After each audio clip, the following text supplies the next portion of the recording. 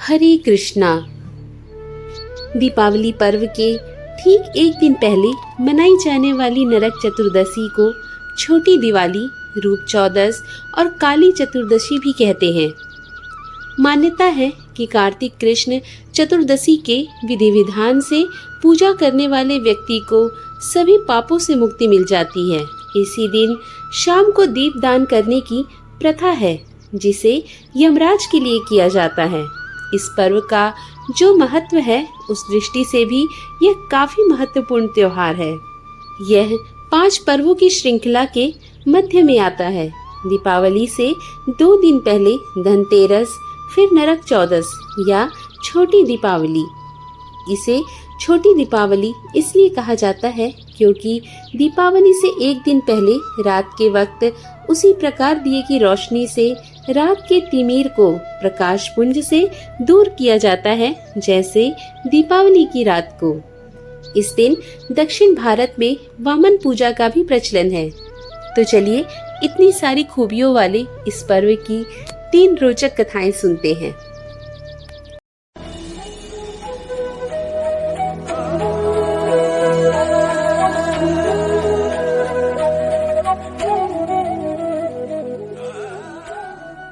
पहली कथा।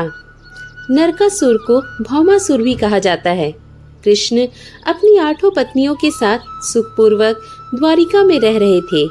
एक दिन स्वर्गलोक के राजा देवराज इंद्र ने आकर उनसे प्रार्थना की, हे कृष्ण, प्राग ज्योतिषपुर के दैत्यराज भौमासुर के अत्याचार से देवतागण त्राही त्राही कर रहे हैं। क्रूर भौमासुर ने वरुण का छत्र, अदिति के कुंडल और देवताओं की मणि छीन ली है और वह त्रिलोकी विजय हो गया है। इंद्र ने कहा, भौमासुर ने पृथ्वी के कई राजाओं और आमजनों की अति सुंदर कन्याओं का हरण कर उन्हें अपने यहाँ बंदी गृह में डाल रखा है। कृपया आप हमें बचाइए प्रभु। इंद्र की प्रार्थना स्वीकार करके श्री कृष्ण अपनी प्रिय पत्नी सत्यभामा को साथ लेकर गरुड़ पर सवार हो प्राग ज्योतिषपुर पहुँचे।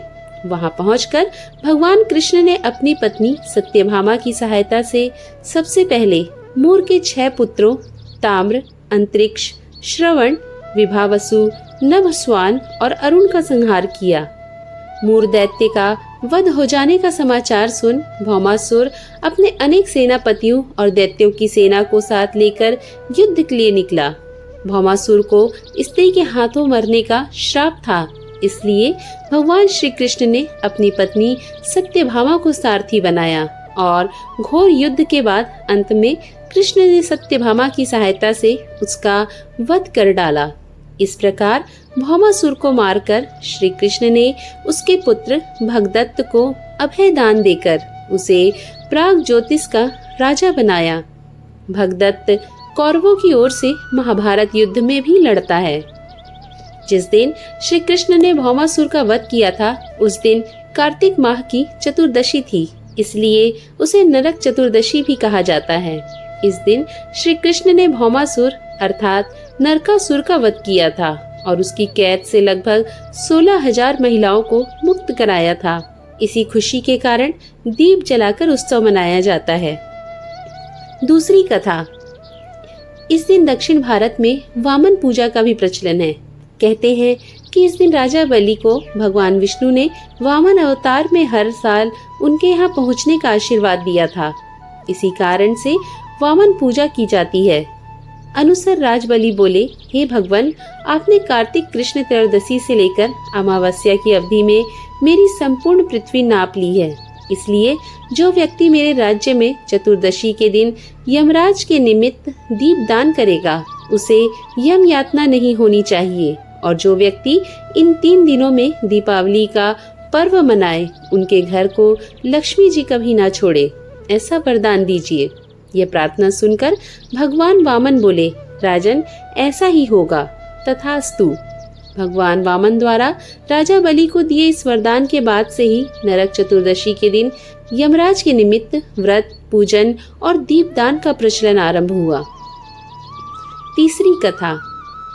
तीसरी कथा यह है कि रंती देव नामक एक धर्मात्मा राजा थे।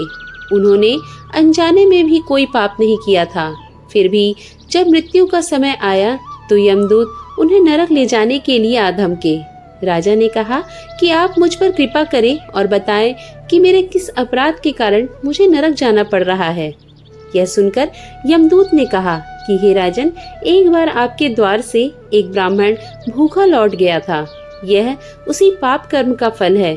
यह सुनकर राजा ने यमदूत से 1 वर्ष का समय मांगा। तब यमदूतों ने राजा को 1 वर्ष की मोहलत दे दी। राजा अपनी चिंता लेकर ऋषियों के पास पहुँचे और उन्हें अपनी सारी कहानी सुनाकर उनसे इस पाप से मुक्ति का उपाय जानना चाहा। तब ऋषि ने उन्हें बताया कि कार्तिक मास की कृष्ण पक्ष की चतुर्दशी का व्रत करें और ब्राह्मणों को भोजन करवाकर उनके प्रति हुए अपने अपराधों के लिए क्षमा याचना करें। राजा ने वैसा ही किया जैसा ऋषियों ने उन्हें बताया था। इस प्रकार राजा पाप मुक्त हुए और उन्हें विष्णु लोक में स्थान प्राप्त हुआ। उस दिन से पाप और नरक से मुक्ति हेतु भूलोक में कार्तिक चतुर्दशी के दिन का व्रत प्रचलित हो गया।